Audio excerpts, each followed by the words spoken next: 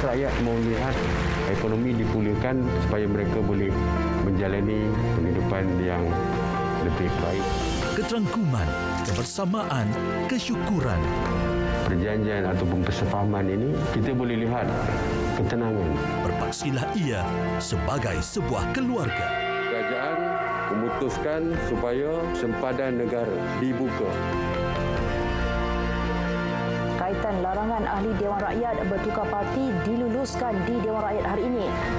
Ini keluarga kita. Inspirasi setahun keluarga Malaysia. Teguh bersama.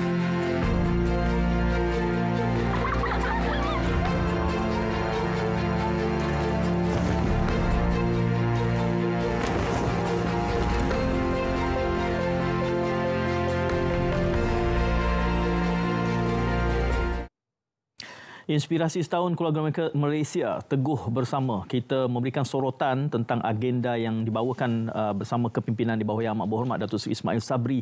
Dan kalau kita bertanyakan tentang momen-momen pentingnya, mungkin antara yang harus kita ungkapkan adalah ketelusan dan ketulusan di bawah agenda keluarga Malaysia ini untuk memastikan pemisahan kuasa. Sekurang-kurangnya itu yang dapat kita lihat, pemisahan kuasa institusi yang jelas termaktub dalam keputusan mahkamah pada hari ini. Assalamualaikum dan salam muhibah. Anda bersama saya, Syed Munawar. Selama 57 minit yang berbaki ini akan melihat tentang apakah momen besar dan penting di sepanjang satu tahun agenda dan aspirasi keluarga Malaysia ini. Dan ini adalah merupakan bual bicara dibawakan secara langsung pada anda dari Angkasa Puri. Tetamu yang saya bawakan ke studio pada waktu ini adalah rakan saya, Mujibu Abdul Muiz, pensyarah kanan sains politik, merangkap fellow kursi Institusi Raja Melayu bagi Universiti Teknologi Marah UiTM. Assalamualaikum Saudara Mujibu, apa khabar?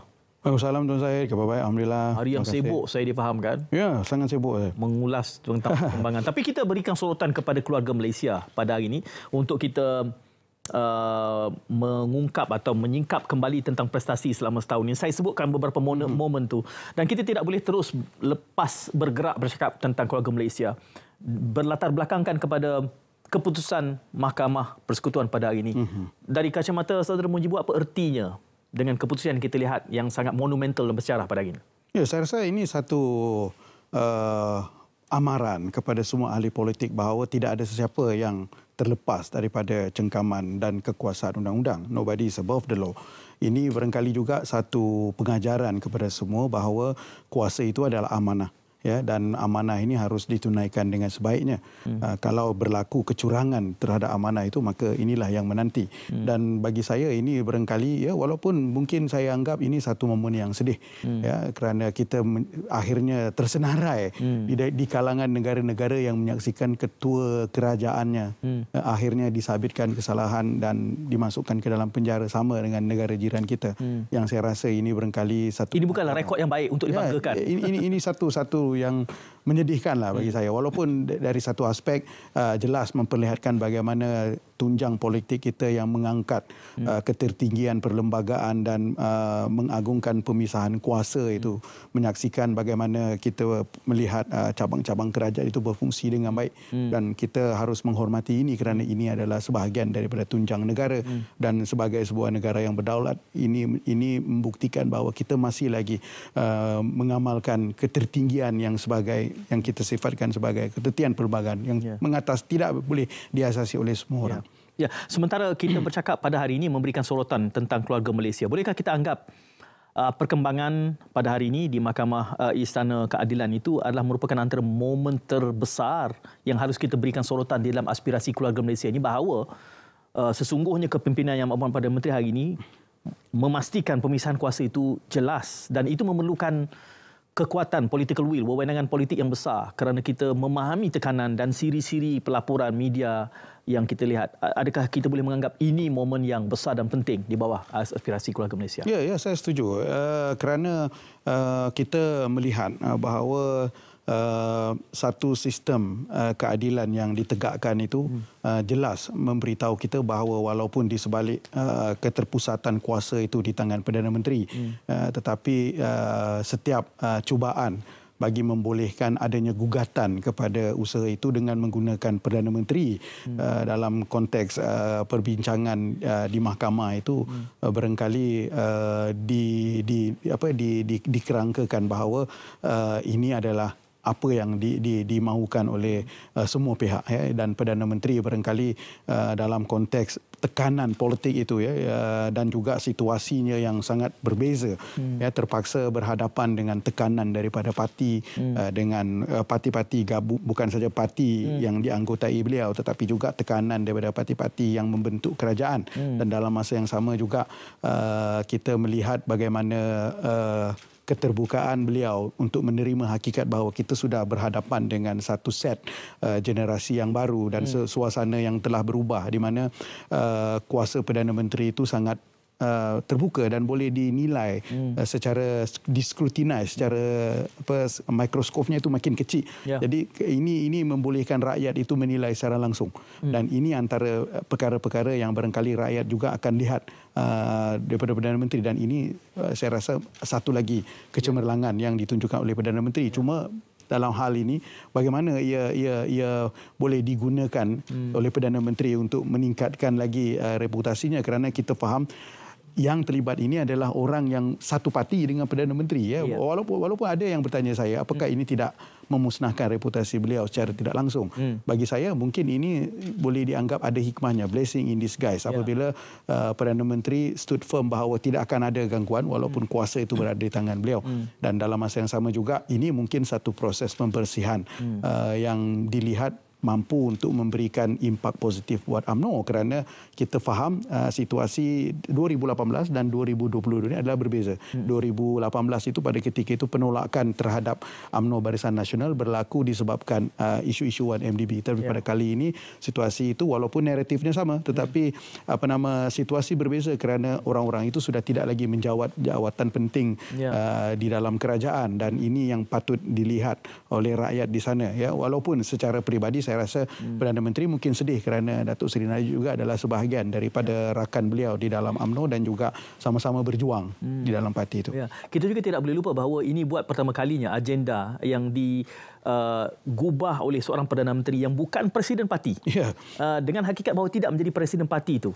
Saudara Mujibur merasakan apa bentuk tekanannya untuk dia mengemudi? Kerana pada peringkat awal ramai yang juga agak skeptik, mengatakan mampukah ianya berlangsung sehingga setahun, apakah akan menjadi Perdana Menteri yang paling singkat dalam sejarah. Tapi hakikatnya kita sini setahun dan kita melihat perkembangan yang sangat monumental pada hari ini. Apa ertinya skeptisisme di peringkat awal dengan tidak menjadi Presiden Parti namun berjaya memacu negara sehingga ke peringkat ini, setidak-tidaknya, kalaupun tidak memenangi PRU yang akan datang ini, yang belum tentu siapa yang akan menguasai?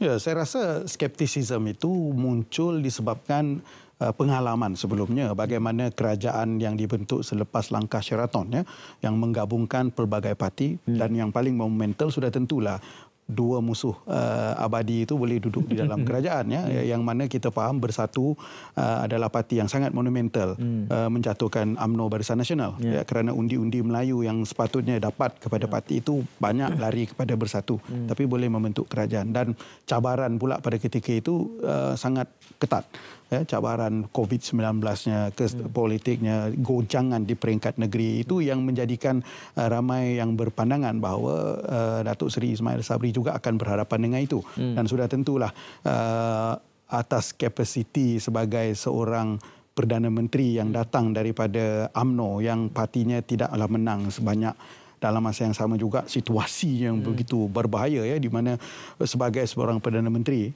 ya, yang pada kelazimannya untuk sebuah parti yang pernah memerintah secara dominan, ya, Presiden parti merupakan Perdana Menteri, di mana punca kuasa itu terpusat di pejabat Perdana Menteri itu sendiri.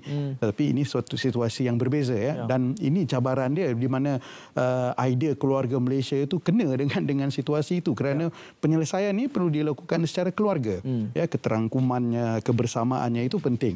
Sebab pada ketika ini cabaran dia sangat berbeza, ya. Cabaran itu tidak pernah dihadapi oleh mana-mana Perdana Menteri, ya. Apatah lagi dalam konteks pada ketika itu cabaran yang paling teruklah dihadapi oleh Perdana Menteri adalah kestabilan politik, kerana bukan senang, untuk membentuk satu kabinet yang stabil. Ya, di mana ramai yang mengkritik ini pertukaran pinggan mangkuk saja. Kan, dapurnya sama, mangkuknya dan pinggannya masih sama. Tapi kita kena berlaku adil.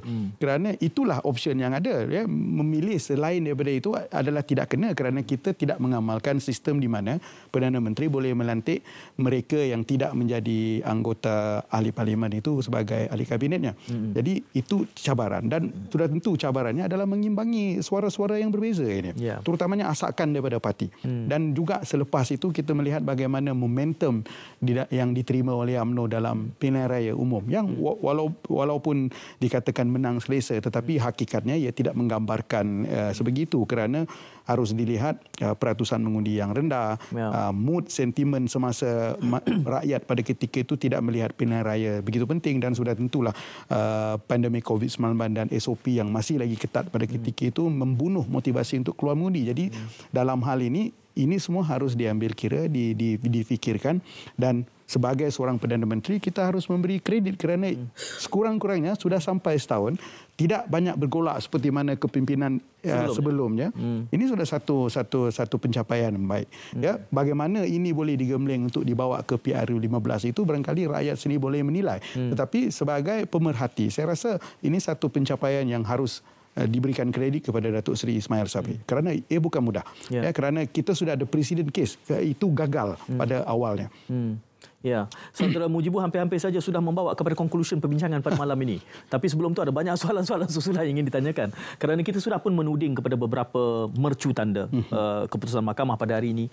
Saudara Mujibu juga menyebutkan soal kejayaan keluarga Malaysia ini dalam semangat kekeluargaan itu mencapai kestabilan politik. Ada mercu tanda lain di sepanjang setahun aspirasi keluarga Malaysia ini yang boleh kita tunjuk ini merupakan momen-momen besar, dan apa faktornya yang memungkinkan itu dicapai? Ya, saya rasa momen terbesar itu sudah tentulah komitmen Perdana Menteri terhadap reformasi. Ya, reformasi itu yang paling penting adalah bagaimana adanya perubahan substansial dalam institusi politik. Apabila kita bercakap tentang Akta Lompat Parti contohnya, itu satu kebijakan yang bagi saya terhasil daripada kebesaran jiwa beliau sebagai Perdana Menteri untuk mengingkat satu MOU dengan pembangkang. Ya, yang pada ketika itu mungkin dilihat satu keperluan bagi memastikan kestabilan politik itu wujud, bukan saja ancaman daripada gabungan-gabungan yang pelbagai dalam membentuk kerajaan yang dipimpin oleh beliau, tapi juga gugatan-gugatan yang boleh datang daripada pembangkang. Kerana dalam hal politik perlu diambil kira bahawa majoriti itu menjadi kunci. Ada Perdana Menteri datang daripada langit pun kalau ini tidak selesai, maka goncangan itu akan timbul. Dan kedua, sudah tentu untuk memenuhi aspirasi bahawa kita memerlukan satu anjakan paradigma, bukan saja dalam konteks budaya berpolitik, tetapi juga perubahan-perubahan substansial di dalam institusi itu.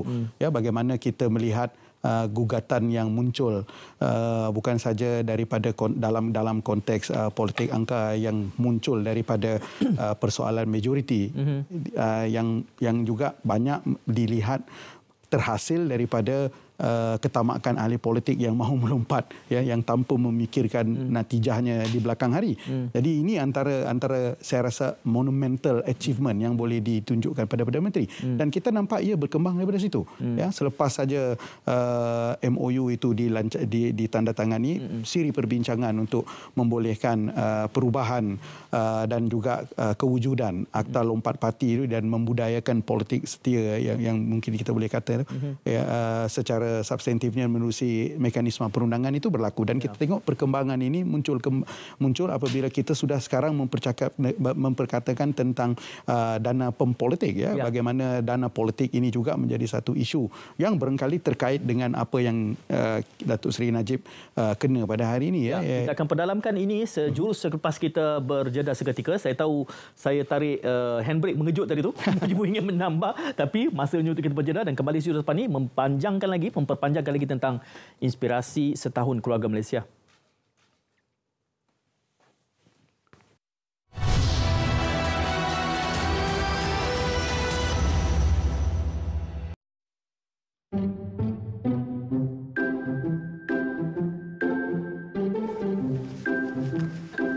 Hai, laju je dua orang ni nak ke mana? Nak pergi makan lah. Elok sangatlah tu. Hari ni saya ada berniaga nasi lemak. Mainlah, ni murah je. Nasi lemak ikan bilis. Maklumlah zaman inflasi ni kan. Amboi, Hani dah pandai sebut perkataan inflasi. Apa susah nak sebut inflasi? Inflasi. Sebut memanglah senang, tapi tahu tak apa makna inflasi tu? Inflasi tu, semua harga barang tu mahal. Tengok nasi lemak saya, murah je. Inflasi ni sebenarnya berkait dengan permintaan dan penawaran sesuatu barang tu. Contoh nasi lemak ni bekalan kurang tapi permintaan tinggi. Tu yang sebab harga boleh naik. Maksudnya, kuasa beli kita jadi kurang lah. Contohnya, kalau RM10 bulan sudah, tak samalah dengan nilai sekarang ni. Tak semua jenis barang meningkat waktu inflasi ni. Ada juga harga barang yang turun. Betul tu. Tapi ayam naik harga. Jadi, saya buat nasi lemak ikan bilis. Ikan bilis tak naik harga. Maintain. Belilah nasi lemak ekonomi ni.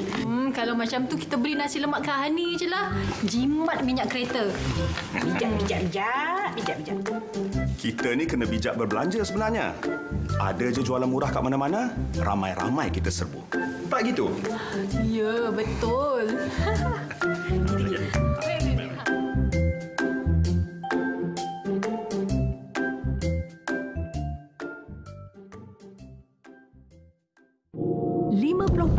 daripada kanak-kanak berinteraksi melalui media sosial tanpa pemantauan ibu bapa, manakala 60% kes serangan seksual melibatkan kanak-kanak. Alam cyber telah menjadi sebahagian daripada kehidupan dan penyumbang ke arah kemahiran intelektual. Dengan teknologi yang sentiasa berevolusi, dunia dalam talian kini boleh diakses pada bila-bila masa melalui peranti elektronik. Sebagai ibu bapa, anda perlu sedar bahawa anak anda boleh terdedah dengan ancaman seperti buli cyber, seksual, menjadi ketagihan internet, terlibat dengan permainan dalam talian yang melampau serta ke arah penipuan dalam talian atau scam. Jadilah ibu bapa yang hebat di alam cyber, proaktif, mendidik, bersahabat, mengawal selia dan memimpin mereka. Sentiasa bijak, sentiasa selamat bersama ke arah kesejahteraan cyber.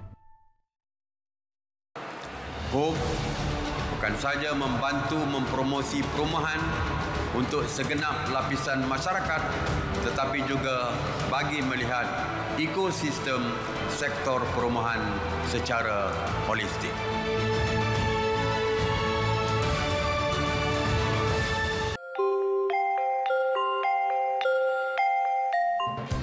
Assalamualaikum. Hai, apa khabar semua? Beri saya 1 minit boleh? Ya, sama-sama kita hayati prinsip rukun negara.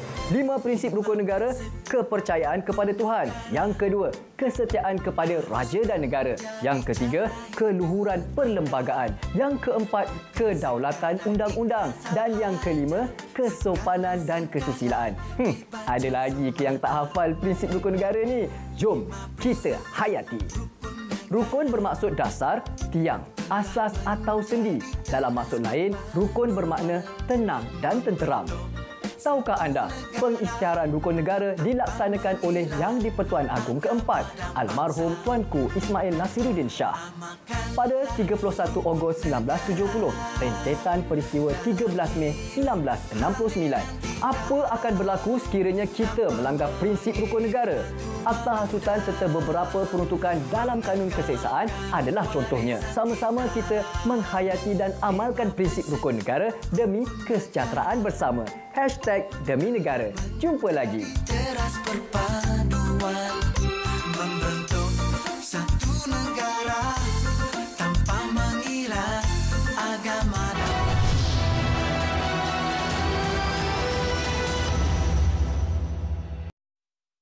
Ini adalah Bicara Naratif dibawakan secara langsung dan kami berbicara tentang inspirasi setahun Keluarga Malaysia Teguh Bersama. Panelis yang sedang bersama saya di studio pada waktu ini adalah Mujibur Abdul Maiz dari Pensyarah Kanan Sains Politik, merangkap fellow kursi Institusi Raja-Raja Melayu UiTM. Dan tadi katanya saya tarik brek angin dia tengah semangat bincang tentang soal yang kalau boleh diperpanjangkan sedikit sebelum kita beralih kepada tetamu dalam talian adalah Mujibur menganggap bahawa antara pencapaian monumental dalam aspirasi Kuala Malaysia ini adalah mencapai kestabilan yang dimungkinkan dengan MOU. Tapi kita juga ingat Perdana Menteri sebelumnya juga cuba untuk menawarkan MOU, namun mungkin agaknya kerana ia terlalu lewat. Believability, trustworthiness itu mungkin tidak wujud. Justru apabila dibawa di dalam aspirasi keluarga Malaysia ini, ia memungkinkan kestabilan seperti ini. Adakah Saudara Mujibu bersetuju dengan bacaan itu? Ya, saya setuju. Mungkin satu peluang lah yang dimiliki oleh kepimpinan sebelum Datuk Seri Ismail Sabri adalah MOU itu sendiri. Kerana MOU itu barangkali memungkinkan kestabilan politik yang sangat diperlukan. Tapi saya bersetuju dengan kenyataan Tuan Syed bahawa mungkin ia terlalu lewat. Ya, dan dalam masa yang sama juga mungkinlah ya di peringkat Pakatan Harapan pada ketika itu untuk berunding dan menadah tangan membantu mereka yang pernah sekapal yang kemudiannya meninggalkan kapal itu dan mengkhianati mereka itu mungkin terlalu pedih untuk ditanggung. Tetapi bagi saya lah ya penawaran tentang MOU ini juga berkait rapat dengan kepercayaan dan juga kemampuan orang itu untuk memberikan komitmen terhadap MOU yang ditawarkan itu, kerana pada satu ketika ya kita melihat MOU itu mungkin tidak akan berlaku kerana yang kita lihat peringkat persekutuan ya mungkin MOU itu berlaku tapi tidak berlaku di peringkat negeri, dan kita melihat bagaimana selepas daripada MOU itu dijalankan kerajaan negeri di Melaka itu berpecah dan juga di Johor itu berlaku ini, walaupun ada yang mempersoalkan bahawa itu dah hadir daripada tindakan Barisan Nasional sendiri ya di Johor dan juga di Melaka. Ya, tetapi bagi saya dalam situasi ketika itu dengan kita berperang dengan ketidaktentuan daripada COVID, dengan PKP yang menutup sempadan dan menghambat perjalanan ekonomi, maka yang diperlukan adalah kesepaduan, dan kesepaduan itu perlu wujud dalam konteks politik dan konteks politik itu membawa kepada penciptaan dasar-dasar, dan sudah tentu pada ketika itu bajet 2022 menjadi tunjang kepada pergerakan-pergerakan itu kerana bajet itu diperlukan bukan saja untuk merangsang kembali ekonomi yang teruk dihambat COVID-19, tetapi juga perancangan-perancangan yang telah dirancang bagi memastikan program vaksinasi kita berjalan dengan lebih pantas dan sebagainya, itu yang saya rasa diperlukan. Dan berbalik kepada yang kita bincangkan, ya, bagaimana kerajaan sebelumnya terlambat dalam menghulurkan tangan bagi MOU itu juga. Saya rasa dalam hal ini ada beza di antara MOU yang dibuat, yang ditawarkan, ya, walaupun kedua-duanya mencipta naratif yang sama, iaitu cuba mencipta kestabilan politik. Tapi kita harus melihat daripada keutuhan dalaman, ya, bagaimana pada ketika kerajaan yang dipimpin oleh Tan Sri Muhyiddin Yassin pada ketika itu sudah digoncang dengan kluster yang kita katakan sebagai kluster PWTC, ya, ataupun kluster mahkamah, ya, dan berbeza dengan pentadbiran Datuk Seri Ismail Sabri kerana walaupun beliau datang daripada UMNO, tetapi juga beliau itu juga terpaksa mengimbangi tekanan-tekanan itu. Jadi itu yang saya rasa cabaran dia. Ya, daripada awal itu mungkin Tan Sri Muhyiddin Yassin sedikit terlambat, dan juga gugatan daripada kluster PWTC ataupun kluster mahkamah itu sudah terlampau sukar untuk dibendung, dan Ismail Sabri yang mengambil alih pada ketika itu melihat ini sebagai pengajaran bahawa keseimbangan dan juga tuntutan yang berbeza ini perlu ditangani dengan baik. Ya, kerana ini perlu ditangani dahulu, barulah kita boleh memanjangkan tangan untuk MOU seterusnya. Saya kira MOU itu juga menjadi asbab dan memungkinkan kepada Akta Anti Lompat Parti, dan juga kita harap nanti menjelang PRU sempatlah Akta Dana Politik. Saya tak pasti sempat atau tidak, tapi kita mengharapkan itu.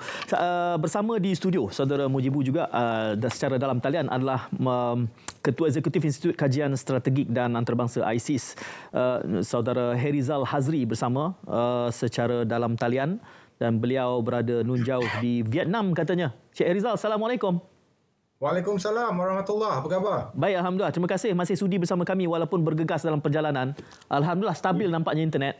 Tapi itulah, orang kata internet di sana lagi laju dan stabil daripada kita di sini. Saya tak tahulah. Tak tahulah. Jangan harapkan stabil supaya tak putus. Kita jangan tegur. Ya, tak apa. Terima kasih Saudara Hairizal kerana masih bersama kami.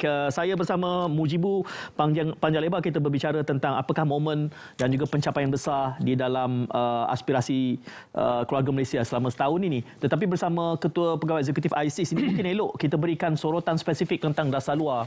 Adakah ISIS sekurang-kurangnya melihat bahawa di dalam agenda setahun keluarga Malaysia ini kita ada petunjuk-petunjuk tentang dasar-dasar luar yang penting atau momen berkait tentang dasar luar yang penting yang boleh kita kongsikan untuk tempoh setahun ini, Saudara Hairizal? Okey, terima kasih. Saya rasa itu soalan yang sangat baik. Untuk menjawab soalan itu, pertama sekali saya kena nyatakan bahawa mana-mana dasar luar pun dia akan balik kepada bagaimana kita memperlakukan diri kita di dalam negara, atau dalam bahasa Inggerisnya foreign policy starts at home ataupun bermula di rumah. Jadi bagi saya apabila kita membawa konsep keluarga Malaysia contohnya di dalam negara, itu secara langsung akan membawa semacam identiti kita di peringkat antarabangsa. Itu yang pertama. Yang keduanya, kita juga harus faham bahawa konteks dasar luar itu harus dikaitkan dengan keadaan semasa politik antarabangsa. Jadi kita juga kena faham bahawa kita sedang melalui satu masa yang agak sukar kerana pandemik belum lagi berakhir. Walaupun banyak negara telah mula membuka sempadan dan sebagainya untuk menjamin kelangsungan ekonomi, tetapi realitinya kita masih bergelut dengan COVID setiap hari. Itu yang pertama. Putusnya rantaian bekalan makanan contohnya diakibatkan oleh pandemik itu, kita belum lagi ataupun masyarakat antarabangsa belum lagi berjaya untuk menangani masalah itu. Jadi kita ada kekangan bekalan makanan, kekangan bekalan-bekalan untuk kita manufacturing ataupun pembuatan, sektor pembuatan dan juga pembinaan. Yang ketiga, tentu sekali kita ada kekangan daripada segi tenaga kerja. Ini bukan sahaja di Malaysia tetapi banyak tempat di dunia, kerana tentu sekali apabila tenaga kerja itu pulang dan sebagainya waktu COVID, untuk balik kepada keadaan asal agak sukar dan yang terakhir sekali, tentu sekali kita sedang melihat pergolakan di Eropah, perang di Ukraine contohnya, dan juga peningkatan intensiti pergolakan ataupun intensiti percakaran lah, kalau belum bergolak pun percakaran di antara kuasa-kuasa besar seperti China dan Amerika. Jadi dalam konteks ini semua dunia memang sangat tidak stabil, dan mesej yang kita bawa ke peringkat antarabangsa adalah bagaimana kita harus mengetepikan perbezaan-perbezaan di antara negara, dan kita harus fokus untuk menangani masalah-masalah yang kritikal ini. Kerana contohnya kalau kita negara-negara tidak dapat bersatu dan bekerjasama untuk menangani masalah putusnya rantaian bekalan makanan, makanya inflasi akan lebih tinggi. Kalau Ukraine dan Rusia tidak setuju untuk menghantar gandum keluar daripada Ukraine, jadi banyak harga komoditi makanan dan sebagainya akan tergugat ataupun akan meningkat. Jadi mesej ini kita bawa di peringkat antarabangsa. Kita membawa satu konsep keluarga dunia, di mana DNA kita sebagai keluarga Malaysia itu, kita bawa identiti itu ke peringkat antarabangsa, dan Perdana Menteri berkali-kali di dalam setiap lawatan antarabangsa mengatakan bahawa kita harus pada masa ini melihat bagaimana kita harus bekerjasama, mengetepikan perbezaan dan mencapai semacam persetujuan untuk kita menangani masalah-masalah ini. Jadi bagi saya itu adalah momen yang sangat penting, kerana apa yang berlaku di dalam negara itu kita berjaya untuk bawa ke peringkat antarabangsa, terutamanya di dalam keadaan politik antarabangsa yang tidak stabil. Okey, kita akan memperpanjangkan lagi bersama saudara Hairizal nanti selepas kita berjeda seketika, dan juga Mujibu yang berada di studio pada waktu ini berbicara tentang inspirasi setahun keluarga Malaysia. Kita berehat dahulu.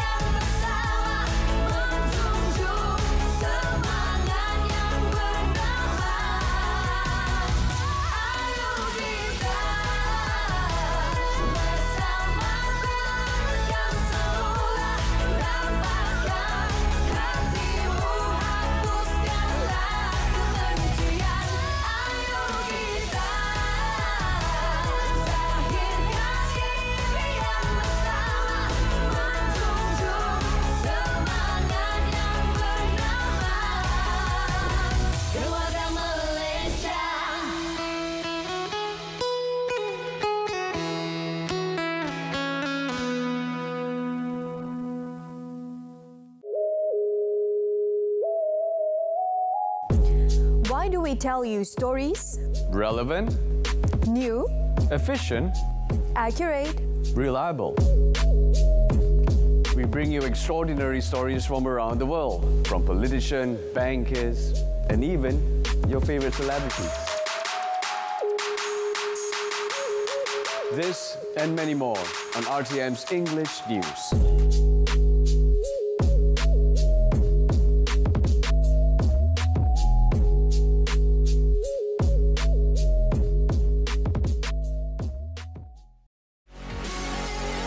Kementerian Wilayah Persekutuan akan membuat satu pengumuman yang lebih terperinci, iaitu untuk membuka window pengaduan kepada mereka-mereka yang layak, terutama sekali daripada golongan termiskin ataupun hardcore poverty, tetapi tidak menerima sebarang bantuan atas apa juga sebab. Mereka boleh tampil untuk melaporkan diri ataupun ada pihak-pihak yang boleh membantu mereka untuk melaporkan keberadaan mereka supaya tindakan susulan dapat dilakukan bagi mereka-mereka yang terbukti layak tapi tercicir daripada sistem bantuan yang sedia ada.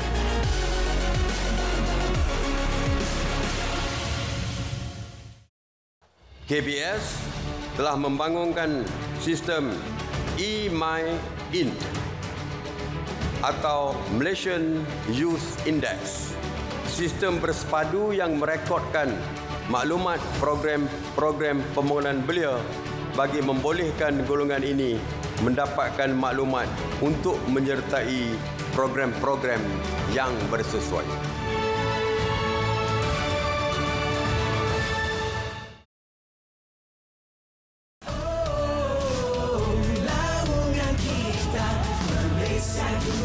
Saya Pengarah Jenayah Kamal Effendi Hashim. Selamat Hari Merdeka. Dan jangan lupa, negara ini didirikan dengan darah, keringat dan air mata. Jadi kita harus menghormatinya dan sama-sama mendukung negara ini untuk mencapai cita satu bangsa yang progresif. Merdeka! Merdeka! Merdeka! Pada rakyat Malaysia di luar sana, ayuh kibarkan jalur gemilang, tak kira sama ada di rumah, di ofis atau di mana sahaja, kerana semangat patriotisme itu perlu ada dalam setiap diri kita, kerana jati diri kita adalah rakyat Malaysia itu sendiri. Ayuh kibarkan jalur gemilang sempena Hari Kebangsaan. Sepanjang Hari Kebangsaan ini akan berlangsung sehingga 31 Ogos nanti.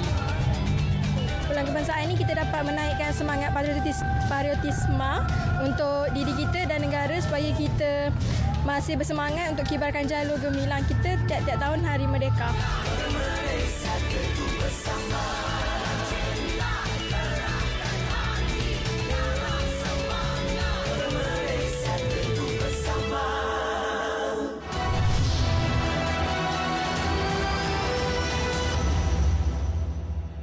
Dua tetamu dia dalam bicara naratif secara langsung pada malam ini adalah Saudara Mujibu Abdul Muiz dari UiTM dan juga Saudara Herizal Hazri secara dalam talian. Saudara Herizal adalah CEO ISIS.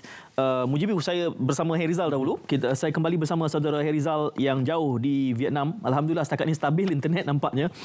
Cuma tadi apabila Saudara Herizal menyebutkan tentang foreign policy starts at home, kita tahu juga sewaktu mana Yang Amat Berhormat Perdana Menteri mula memacu perkembangan dan agenda keluarga Malaysia ini, kita berada di dalam keadaan yang tidak sestabil seperti yang mungkin kita saksikan pada hari ini. Jadi apabila kita mengungkapkan foreign policy starts at home, bagaimana Saudara Herizal membaca perkembangan di peringkat awal itu dalam keadaan ketika mana agenda dan aspirasi ini dibangunkan di dalam ketidaktentuan politik Malaysia sendiri?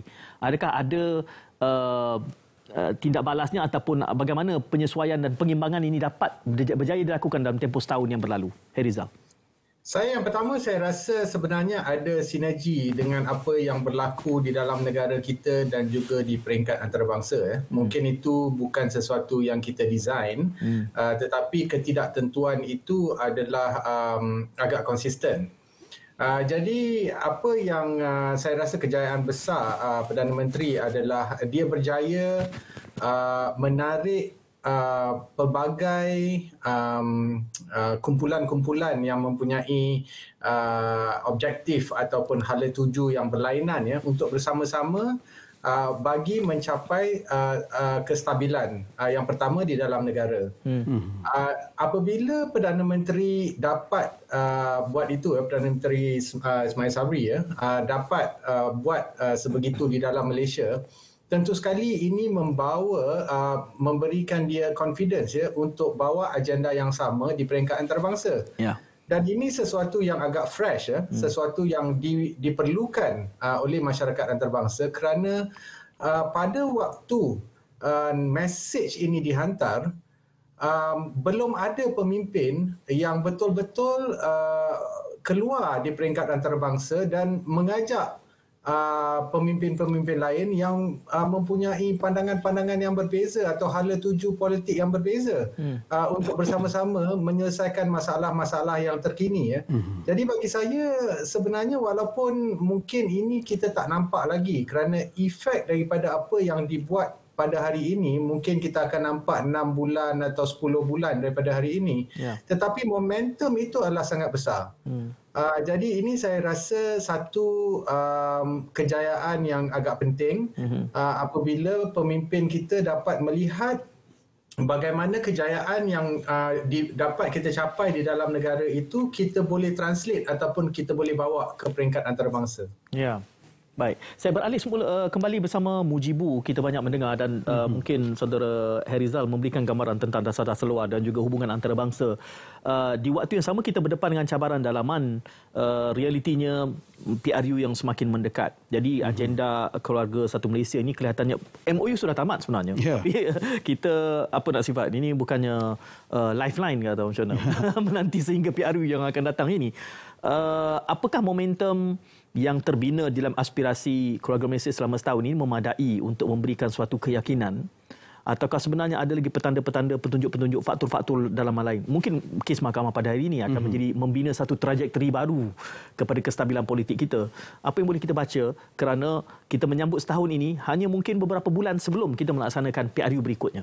Ya, ini satu fasa kritikal dalam konteks bagaimana kita menyaksikan naratif keluarga Malaysia itu boleh diteruskan dan sudah tentu dalam konteks politik bagaimana ia diterjemahkan dalam bentuk sokongan kelak. Tetapi satu petanda yang saya rasa memberikan sinar positif dalam keluarga Malaysia ini adalah bagaimana kita diperlihatkan bahawa dalam konteks keterbukaan politik keikhlasan itu penting. Satu, dan kedua yang paling penting adalah sebenarnya permasalahan politik angka ini boleh diselesaikan ya, dan tidak ada isu yang timbul tentang keperluan untuk membina kestabilan politik dengan meletakkan majoriti mudah membentuk kerajaan itu di tangan satu parti. Kalau kita memiliki pemimpin yang berjiwa besar, gabung jelah. Gabung ajalah kan, kerana realiti semasa tentang majoriti itu sebenarnya adalah satu persepsi di mana bukan sekadar persepsi semata-mata tetapi juga menjadi semacam kebiasaan yang barangkali selepas kita mengalami perubahan itu antara yang menjadi semacam rintangan bagi kita untuk melihat sejauh mana ini boleh dikembangkan. Jadi setelah kita memiliki pengajaran dan pengalaman daripada perkara itu, maka kita lihat kemampuan untuk kita berpakat itu ada sebenarnya. Dan kita boleh lihat juga kalau kerajaan dan juga pembangkang sama-sama meletakkan citra negara itu di hadapan, saya rasa ini tidak timbul masalah. Ya, sebab itu kita melihat bagaimana meletakkan aspirasi keluarga Malaysia ini dalam konteks sokongan itu barangkali sukar sedikit diterjemahkan kerana undi ini mungkin kecenderungan pengundi itu untuk memilih parti itu lebih tinggi daripada individu, dan halangan yang terbesar adalah sudah tentu kita tidak memilih Perdana Menteri itu secara direct. Kita bukan mengamalkan sistem presiden. Jadi Perdana Menteri itu akan ditentukan menerusi angka majoriti, dan siapa yang diangkat nanti oleh 222 ahli parlimen di parlimen itu yang akan menentukan. Jadi ini barangkali kesukaran. Tetapi naratif dia adalah bagaimana Datuk Seri Ismail Sabri sebagai Perdana Menteri meletakkan asas itu. Dan kalaulah rakyat melihat itu sebagai neraca imbangan dia untuk pilihan raya, maka saya rasa tidak perlu khawatir untuk memilih siapa pun. Ya, dan sudah tentulah yang diperlukan adalah siapa selepas itu yang menjadi Perdana Menteri yang boleh ada jiwa yang terbuka seperti Datuk Seri Ismail Sabri. Ya, sudah tentulah kalau kita melihat ini daripada perspektif partinya iaitu UMNO, ini barangkali sukar dilakukan kerana Datuk Seri Ismail Sabri itu hanya menduduki kerusi naib presiden. Ya, berbanding dengan hierarki itu ada presiden dan timbalan presiden yang seringnya dalam Pakatan Barisan Nasional itu akan meletakkan dua ini menjadi orang nombor satu dan nombor dua negara. Ya, dan mungkinlah pada ketika ini saya rasa kalau kita membuat tinjauan rambang ke atas rakyat di luar sana, saya rasa kita akan mendapat jawapan bahawa mereka lebih prefer Datuk Seri Ismail Sabri untuk menjadi Perdana Menteri berbanding. Tetapi kalau kita melihat dalam konteks UMNO ini, mungkin mahu melihat Datuk Seri Ismail Sabri itu tidak lagi menjadi Perdana Menteri. Kunci satu je, Watika. Ya. Dekat Watika itu punya kunci itu. Itulah halangan-halangan yang barangkali kita kena lihat itu daripada perspektif kenegaraan dan juga kepartian, kerana kalau daripada aspek kenegaraan tiada masalah dan Datuk Ismail Sabri telah menunjukkan permisalan yang baik dalam hal ini. Tapi kalau kita bercakap tentang parti itu mungkin sukar. Ya, kalau kita tengok pula seperti mana yang berlaku di Johor, dicadang lain, dinaikkan lain, itu juga satu ancaman bagaimana kadang-kadang isu kepartian itu akan lebih melangkaui daripada isu-isu yang bersifat kenegaraan. Sebab itu saya rasa dalam konteks ini yang penting adalah bagaimana diperlihatkan sebenarnya tidak ada isu pun dalam konteks majoriti ini. Ya, bagaimana ia boleh dilakukan secara kerjasama, dan yang paling penting adalah siapa orang sesuai yang menggerakkan kerjasama. Idea kerajaan campuran itu dah bertahun dipersoalkan, diperkenalkan dan disebutkan. Jadi itu bukanlah sesuatu yang janggal untuk dilaksanakan, cuma seperti yang disebutkan tadi, wibawa Perdana Menteri yang mana. Kepada Saudara Herizal, kembali berkait tentang hubungan antarabangsa.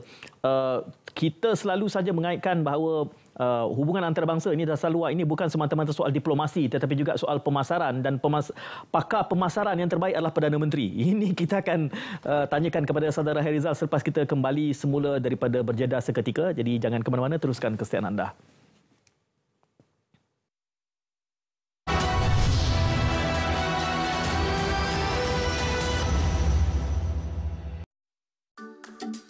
Pelan Tindakan Dasar Sekuriti Makanan Negara 2021 hingga 2025 bertujuan memperkukuh sekuriti makanan negara.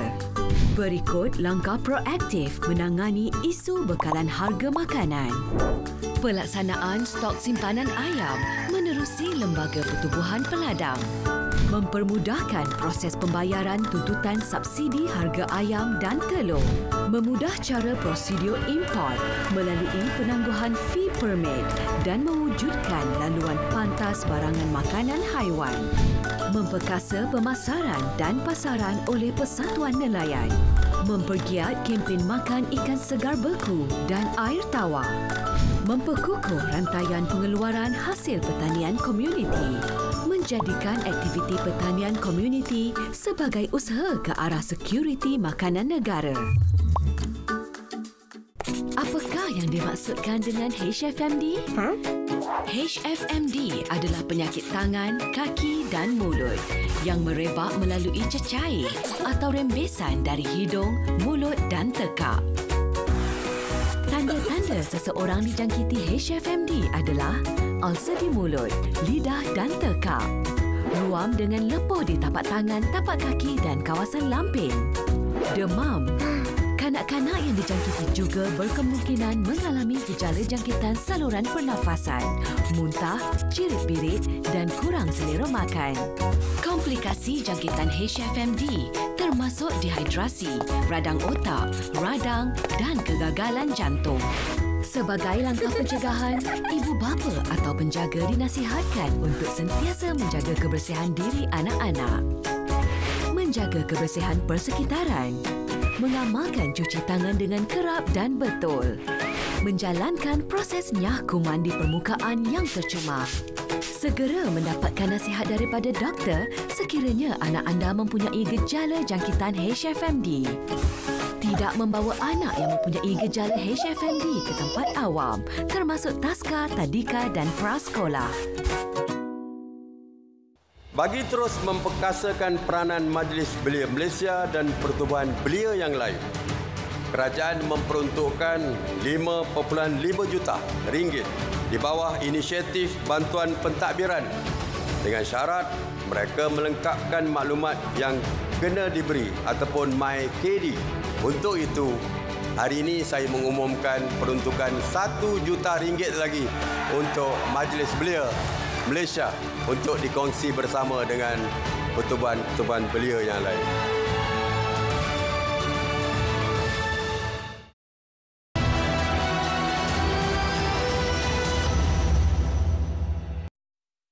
Naratif bercakap tentang inspirasi setahun keluarga Malaysia. Saya bangkitkan semula kepada saudara Hairizal Hazri secara dalam talian tentang dasar luar dan ekonomi. Apakah mungkin setahun ini terlalu suntuk, terlalu singkat untuk kita memberikan gambaran bahawa dasar luar yang ada ini akan boleh memberikan dampak yang lebih besar kepada ekonomi. Tadi saudara Hairizal ada menceritakan sedikit tentang realiti itu. Dalam keadaan di mana saya melihat bahawa Perdana Menteri adalah merupakan marketeer, merupakan pemasar yang terbaik bagi negara kita. Apa yang boleh dikongsikan dalam setahun ini? Tentu sekali, kerana yang pertama, sebenarnya ramai mungkin kadang-kala mempersoalkan kenapa Perdana Menteri harus buat lawatan ataupun sesi-sesi bilateral dengan banyak negara. Kenapa Perdana Menteri kena travel dan sebagainya. Ramai orang tak sedar bahawa Perdana Menteri kalau dia pergi ke satu-satu negara itu impaknya sangat tinggi. Dan antara impak yang paling tinggi terutamanya untuk negara seperti Malaysia because kita ni sebenarnya trading nation, negara yang berdagang atau negara pedagang. Kita memang sejarah kita itulah kekuatan kita. Kita ni memang aktif untuk berdagang di peringkat antarabangsa. Jadi apabila Perdana Menteri pergi itu, impaknya sangat besar ke atas perdagangan. Kita telah pun melihat nombor-nombor yang telah pun, angka-angka yang telah pun diberikan oleh Menteri Industri dan MITI dan kita nampak bahawa daripada lautan-lautan ini banyak minat telah pun investment telah pun masuk ke Malaysia. Jadi bagi saya sama ada 1 tahun itu satu jangka masa yang pendek atau panjang, sebenarnya kita boleh ukur. Kita tentu sekali boleh ukur dan seperti yang saya katakan, Datuk Seri Azmin telah banyak kali mengeluarkan angka-angka untuk menunjukkan bahawa pelaburan ke atas Malaysia kian meningkat semenjak 12 bulan yang lepas. Dan ini tentu sekali ada kaitannya dengan lawatan-lawatan yang dibuat oleh Perdana Menteri sendiri. Ya. Saudara Hairizal, bila bercakap soal pelaburan-pelaburan ini dan saya membangkitkan tentang dasar luar serta ekonomi, ramai saja yang memberikan gambaran persepsinya adalah dalam konteks perbandingan serantau. Seperti kita lagging, seperti kita berada di belakang sekurang-kurangnya dengan negara jiran dan Vietnam. Bagaimana kita boleh menjernihkan pandangan ini? Adakah kerana kestabilan politik kita menjadi hambatan yang besar ataupun sudah pun ada silver lining, ada cahaya di hujung terowong menunjukkan bahawa kita kembali sigap boleh menjadi antara pesaing yang kukuh di rantau ini? Sebenarnya saya rasa permasalahan adalah di dalam perbandingan itu sendiri. Sebab apabila kita membandingkan Malaysia dengan Vietnam, itu adalah mulanya masalah, titik masalahnya di situ. Setiap negara itu mempunyai latar belakang ekonomi yang sangat berbeza. Pada tahun 80-an contohnya, awal 80-an dan mungkin pertengahan 80-an, Malaysia adalah seperti Vietnam dan Vietnam tentu sekali lebih terkebelakang pada waktu itu. Jadi memanglah kita dapat membawa masuk FDI dalam bentuk FDI manufacturing yang memerlukan labor intensif punya investment. Kerana gaji pekerja murah dan sebagainya lah pada waktu itu. Tetapi kita telah meningkat. Malaysia telah bergerak ke satu tahap yang lain. Dan pada hari ini kita adalah antara negara advanced middle income country. Kalau dalam konteks World Bank itu dipanggil Malaysia ini advanced middle income country. Kita belum lagi high income, tetapi kita sikit lagi nak jadi high income. Jadi kita punya tarikan investment yang datang ke Malaysia itu tentu sekali berubah. Kita tidak lagi menjadi satu destinasi untuk investment yang memerlukan high intensity labour, tetapi investment yang nilainya lebih tinggi. Contohnya researchnya lebih tinggi, produk-produk yang dikeluarkan lebih tinggi dan sebagainya. Cabaran untuk Malaysia adalah bagaimana kita bermain kompetitif di dalam bracket itu. Jadi kita jangan bandingkan dengan bracket yang bawah. Jadi macam mana kita nak bawa masuk FDI untuk ekonomi-ekonomi yang lebih orang cakap lebih tinggi, nilainya lebih tinggi, dan kita harus kompetitif pada tahap itu. Jadi itu bagi saya di rantau Asia Tenggara ini kita adalah satu-satunya negara yang advanced middle income. Itu sebabnya saya rasa orang dia bila membandingkan dengan jiran kita, dan tapi jiran kita masih middle income. Manakala Singapura sudah high income. Jadi sebenarnya kita tidak boleh membandingkan di dalam rantau kita ini. Kita kena bandingkan Malaysia dengan Chile contohnya, ya, ataupun Malaysia dengan Portugal contohnya, ya. Jadi kita harus kompetitif bagi saya pada tahap itulah. Ya, Saudara Mujibu, di dalam kesempatan ini juga selalu saja imbasan setahun keluarga Malaysia ini, tidak kurang juga penonton kita yang menganggap ini semua slogan-sloganan. Selalu saja dikatakan bahawa sekali air bah, sekali pantai berubah. Dan kita bakal berdepan dengan PRU tak lama ini. Jadi soal apakah akan ada penerusannya, ataupun nanti kita akan melihat keluarga Malaysia 2.0. Dia suka sangat nak letak nombor-nombor di ujung ni. Apa bacaan saudara selaku penganalisis politik? Ya, ini masalah dengan kita, ya. Setiap kali pertukaran Perdana Menteri, maka kita akan ada satu nuansa baru, naratif baru, gagasan baru. Dan kita berkali tidak sampai ke tahap di mana ada satu pemimpin yang meneruskan saja legasi itu dan menganggap ini sebagai satu dasar utama negara dan diteruskan dan ataupun ditambah baik. Ya, tapi kita tidak boleh salahkan juga kerana mungkin itu menjadi semacam satu memento kepada rakyat bahawa ini adalah peninggalan setiap Perdana Menteri itu, dan ini seolah-olah menjadi sesuatu yang sinonim dengan negara kita. Kalau kita tengok di negara-negara yang politiknya lebih stabil, walaupun sering berlaku pertukaran politik, ya, macam di Amerika lah contohnya, kan, dasar negara itu kekal, ya. Siapa juga jadi Perdana Menteri, daripada Demokrat ke daripada Republikan ke, apa yang menjadi asas kepada negara itu, dasar-dasar utamanya itu tidak berubah. Ya, okey. Tapi kalau di dalam konteks ini mungkin ada dua perspektif yang saya mahu lihat, bahawa bagaimana kesamaan dasar-dasar yang dilakukan itu saya rasa ada hubung kaitnya. Ya, sebelum ini kita melihat bagaimana satu Malaysia, begitu juga dengan bangsa Malaysia, wawasan 2020, rukun negara dan sebagainya, tetap melihat kepada satu idea bahawa kita adalah negara yang berbilang kaum, ya, yang mendukung aspirasi dan cita rasa kepelbagaian, di mana di sebalik kepelbagaian itu kita masih lagi boleh bersatu dan bersetuju untuk tidak bersetuju dalam setiap aspek, dan ini diangkat dalam setiap gagasan itu. Cuma mungkinlah, ya, yang kita mahu lihat adalah bagaimana ini sepatutnya dikekalkan tetapi tidak diangkap dan di-repackage dalam bentuk yang cuba dijual sebagai gula-gula politik. Kerana akhirnya nanti kita sudah faham bahawa ini citra kita. Ini kita adalah negara yang berbilang kaum, yang menghormati satu sama lain, yang mempunyai aspirasi bahawa di sebalik kepelbagaian ini kita mampu bersatu dan ini aset kita. Cuma itulah bila banyak sangat di repackage, ya, didatangkan dalam bentuk yang retorik, yang dilihat dalam pelbagai pihak yang melihat ini sebagai satu gula-gula politik. Ini yang menimbulkan persepsi tidak baik. Sedangkan asasnya kalau kita tengok sama sahaja, ya, naratif itu dibawa, cuma diletakkan di dalam naratif yang lain dan sudah tentulah mahu dikaitkan dengan Perdana Menteri itu. Tetapi apakah ini tidak bagus? Saya rasa itu tidak adil kerana kita mesti diingatkan ya bahawa kita ini adalah negara yang sebegini. Tapi tanpa slogan bagaimana kita boleh diperingatkan? Saya rasa rukun negara sudah cukup. Ya, 5 teras. Ya, 5 teras rukun negara itu sebenarnya sudah cukup dan melengkapi tentang bagaimana kita harus meletakkan kita sebagai warga negara dalam konteks kita negara yang berbilang kaum. Itu saya rasa sudah cukup. Tapi itulah apapun sebagai untuk berlaku adil kepada Datuk Seri Ismail Sabri, barangkali naratif keluarga Malaysia itu cuba disesuaikan dengan situasi pada ketika itu. Pada ketika mana mula mengambil alih jawatan Perdana Menteri dengan kekalutan politik, ketidakstabilan ekonomi dan juga pandemik COVID-19 yang perlu kepada satu penyatuan yang bersifat keluarga. Itu asasnya di situ.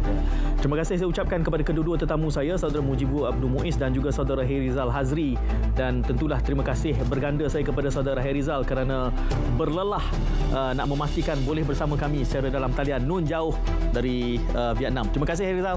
Jumpa lagi insya-Allah, dan terima kasih juga kepada semua. Terima kasih banyak. Ya, terima kasih. Kita jumpa lagi dalam kesempatan akan datang insya-Allah. Assalamualaikum dan salam muhibah.